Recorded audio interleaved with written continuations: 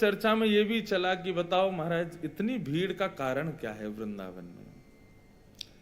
हर बात के दो पहलू होते हैं, सकारात्मक नकारात्मक, पॉजिटिव नेगेटिव दोनों होते हैं। कई लोग उसमें नेगेटिव बात भी ढूंढ रहे हैं, लेकिन देखो बंधुओं, भक्त का स्वभाव, वैष्णव का स्वभाव है वो किसी भी स्थिति में नकारात्मक सोच नहीं रखता।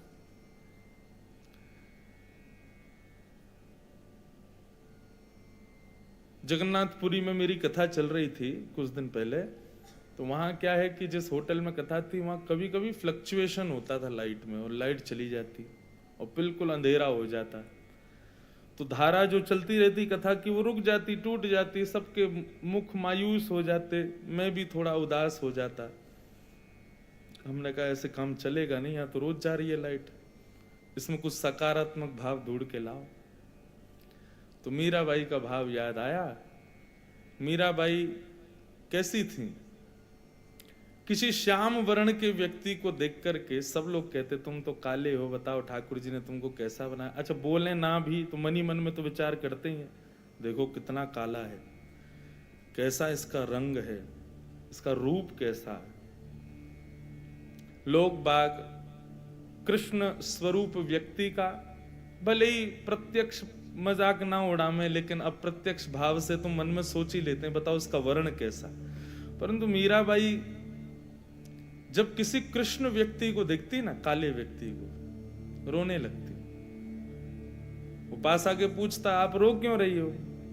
बोले तुम्हारे रूप को देख करके। बोले सब परिहास करते हैं, आप रो रही हो क्यों? दया आ रही है मेरे ऊपर? बोले नहीं, दया नहीं आ रही, मुझे लग रहा है कृष्ण सबको किसी ना किसी भाव से स्वीकार करते हैं, तुमको वर्ण के भाव से स्वीकार किया है, तुमको अपना वर्ण दिया। मैं कितनी अभागी हूं कि मुझे अपना वर्ण तक नहीं दिया, मुझे गौर बनाया। तुम कितने सौभाग्यशाली हो, कृष्ण ने आपको अपना वर्ण दिया है, आप कृष्ण वर्ण के हो, आप काले हो, किसी रूप में ही सही आपको कृष्ण स्वीकार तो कर रहे हैं। तो वहां जगन्नाथपुरी में हमने कहा, मैंने कि भाई ये जब कथा में लाइट जावे और अंधेरा हो जाए तो समझो जगन्नाथ जी आ गए कथा में, क्योंकि सब काले हो जाते हैं। और फिर यही हुआ जो अभी हुआ ना, जैसे ही लाइट जाती पूरी जनता सब ताली बजाती, आ गए आ गए आ गए, जगन्नाथ जी आ गए। और फिर पता है इतना सुंदर उसका भाव बन गया, जब भी कोई मधुर कथा चल रही होती, पहले लाइट जाने पर बेरस हो जाता था, लेकिन अब कोई मधुर कथा चल रही, मैं भी भाव में, श्रोता भी भाव में, और फिर लाइट गई तो और भाव तेज हो जाता कि जी जगन्नाथ जी आ गए, हमारे भाव को स्वीकार करने पधारे।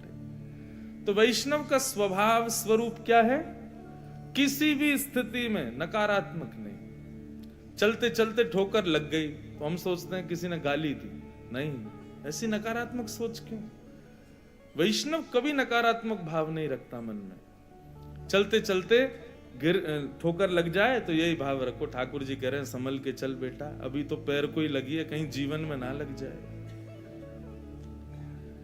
किसी भी स्थिति में रोटी खा रहे हैं, गुलाब जामुन खा रहे हैं, जीभ कट जाए तो हम सोचते हैं कोई गाली दे रहा है, नहीं, ठाकुर जी कह रहे हैं इससे केवल चटपने की वस्तुएं खाओगे, कभी हमारा नाम भी आस्वादन करो, इस जीभ पर कभी हमारा नाम भी विराजमान करो।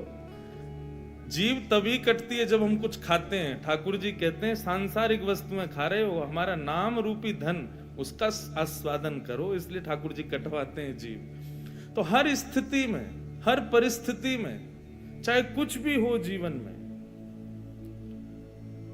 सकारात्मक भाव रखो।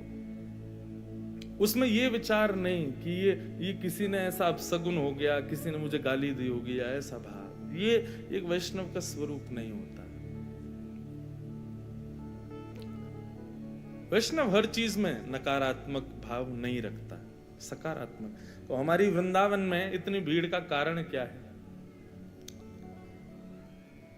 2 वर्ष हमारे सवरे लाल जी अकेले रहे मंदिर में, केवल पुजारी और लाल जी, ब्रजवासियों तक को नहीं आने दे रहे थे मंदिरों में।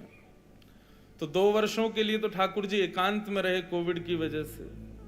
उसके बाद में ठाकुर जी इतने मचल गए अपने वैष्णवों को देखने के लिए कि अब ठाकुर जी ने जितने भी वैष्णव थे पूरे विश्व भर में, जो भी हैं, जिन्होंने अपने जीवन में कोई नाम साधन नहीं किया, कोई तप नहीं किया, गुरु निष्ठा नहीं है, कभी परिक्रमा नहीं लगाई वृंदावन की, लेकिन कभी भूल चूक में उनके पूर्वजों ने भी भगवत नाम गाया होगा, तो ठाकुर जी ने, किशोरी जी ने उस भाव के फलस्वरूप उसको भी वृंदावन बुला रही हैं। किसी के पूर्वज के भजन का फल भी उसके परिवार को अब ठाकुर जी दे रहे हैं। नहीं, आओ भैया दर्शन करो। हम तो तरस रहे थे, 2 साल अकेले रह के थक गए ठाकुर जी, इसलिए अब इतनी भीड़ कर दी है, इतनी भीड़, ठाकुर जी आनंदित हो रहे हैं।